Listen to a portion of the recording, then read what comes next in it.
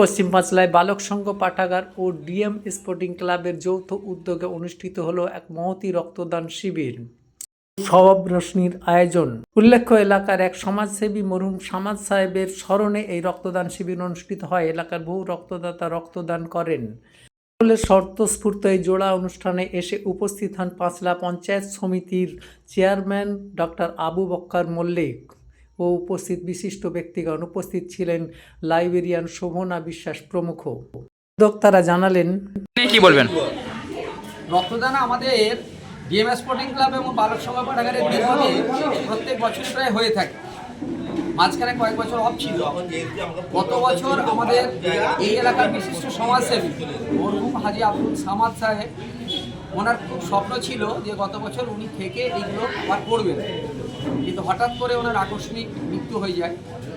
ফলে আমরা অনুসরণ ওনার কথা মতোই এই এলাকার বিধায়ক, পাঁচলা এলাকার বিধায়ক গুলশান মল্লিক সাহেবের সহায়তায় এবং পাঁচলা পঞ্চায়েত সমিতির সভাপতি ডক্টর আবু বক্কর মল্লিকের সহায়তায় আমরা এই রক্তদানটা করতে পেরেছি। এবং সবথেকে ভালো আসার কথা হচ্ছে যে মরহুম হাজি আব্দুল সামাদ সাহেবের সুযোগ্য পুত্র শেখ হাসান সাহেব আমাদের পূর্ণ সহযোগিতা করছেন এই রক্তদান করার জন্য। এই রক্তদান সঙ্গে আমাদের বালক সংঘ পাঠাগার এবং ডিএম স্পোর্টিং ক্লাবের একটা ম্যারাথন কর্মসূচি ছিল। গত সপ্তাহে ডে নাইট পাওয়ার বল প্রতিযোগিতা হয়েছে, যাতে প্রায়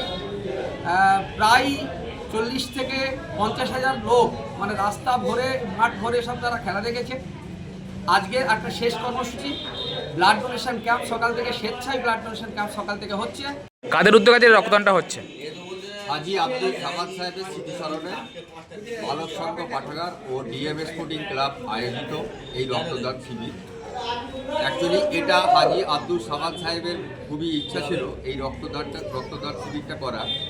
এটা বসে আছে, তো তাদেরকে দেখি কতগুলো নিয়ে যেতে পারে। আপনার নাম কি, দায়িত্বে আছেন? আমি শেখ আকিফুর রহমান, ডিএম স্পোর্টিং ক্লাবের সম্পাদক। পর্বের সান্ধ্যকালীন অনুষ্ঠানে ছিল সওয়াব রোশনি মজলিস। মরহুম হাজি শেখ আব্দুল সামাদ সাহেবের সহবেশনী ছিল, তার সেই সহবেশনীতে কেরাত এবং গজল প্রতিযোগিতা হয়েছে।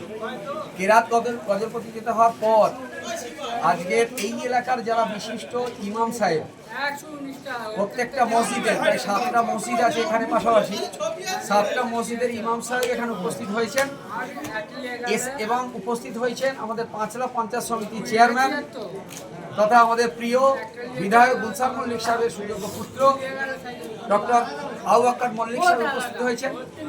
এখানে উপস্থিত হয়েছেন মরহুম হাজি শেখ আব্দুল সামাদ সাহেবের সুযোগ্য পুত্র শেখ হাসান সাহেব।